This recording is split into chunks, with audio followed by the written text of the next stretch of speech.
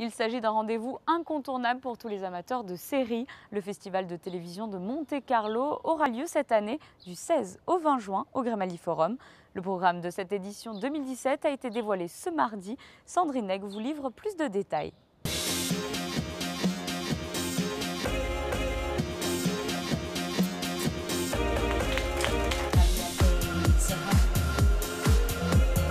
Elle sera particulièrement riche. La 57e édition du Festival de télévision de Monte-Carlo vient d'être dévoilée.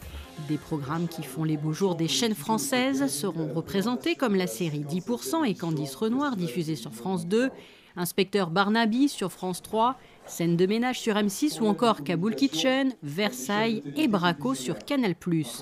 Côté américain, MacGyver, Chicago Justice, This Is Us ou encore Scorpion seront à l'honneur, entre autres bien sûr.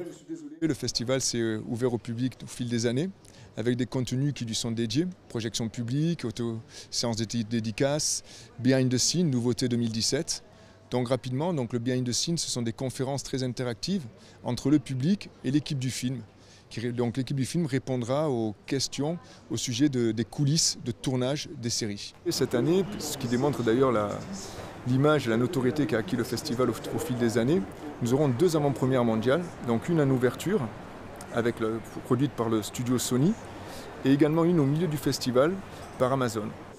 Le public est donc particulièrement choyé, mais le Festival de télévision de Monte-Carlo est aussi avant tout une compétition, il ne faut pas l'oublier. Plusieurs programmes sont en lice dans différentes catégories. Fiction, actualité, prix spéciaux. Vous pouvez retrouver l'ensemble de la sélection sur le site le www.tvfestival.com.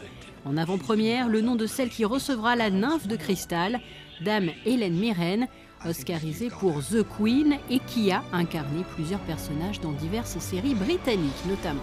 Le festival est une véritable plateforme de communication et de production et de promotion pour les studios, non seulement auprès des médias, puisque comme vous le savez, nous accueillons plus de 200 journalistes chaque année, mais également auprès du public, ce qui est important aussi.